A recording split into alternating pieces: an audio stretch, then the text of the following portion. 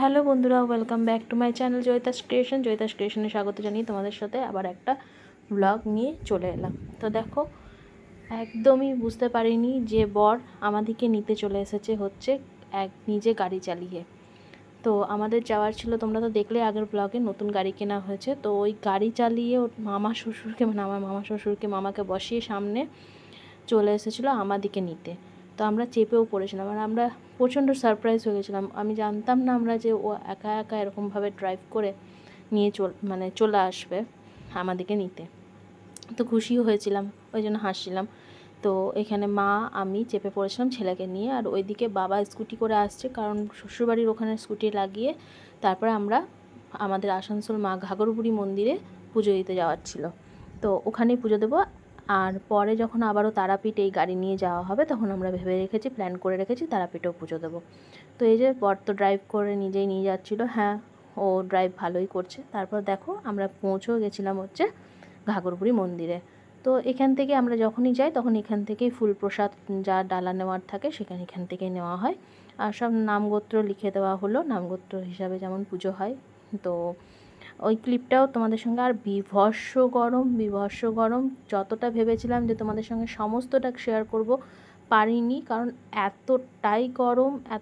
ওখানে তো দুটো বাচ্চা, একটা একটু বড়, তো তাদেরও শরীর খারাপও হয়ে গেছিলো, এত রোদ গরম ছিল, বিশ্বাস করবে না। মানে আমাদের তো টেনশনে পড়ে গেছিলাম যে বাচ্চাটা আমার ঠিক থাকবে কিনা, কারণ এত গরম।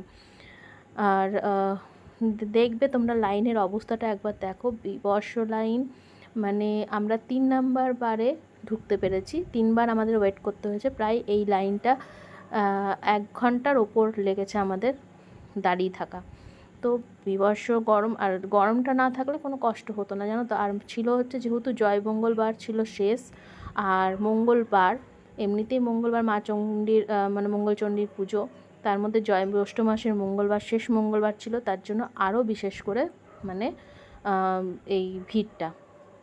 তো এই যে প্রচণ্ড ভিড়, বুঝতে পারছো। এখানটা তো যা দেখছো, ভেতরের দিকে আরও অনেক লাইন। তো যেটুকু ক্লিপ ভেতরে, তো মন্দিরে খুব একটা ক্লিপ নেওয়া যায় না, নেওয়ার রুলসও নেই, রুলসের বাইরে। তো আমি যেটুকু নিতে পেরেছি নিয়েছি। প্রথমে মঙ্গলচণ্ডীর পুজো দিয়ে এই যে মানে ওখানে ডালার ওখানে রেখে এসেছিলাম চটি, তার জন্য আমার মুখ চোখ ভেঙে যাচ্ছে, বুঝতেই পারছো। মানে গরমে অবস্থা টাইট সবার।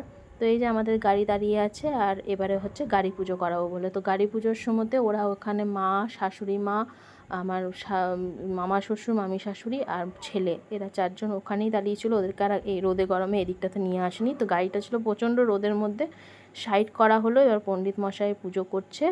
তো পুজো করা মানে একটু সাইড করে ছাওয়ার দিকে এসে আমরা 3 জন মিলেই পুজোটা করে নিলাম গাড়ির। মাদেরকে আর এই দিকটাতে আনিনি, ছেলেকেও আনিনি, কারণ এত গরম।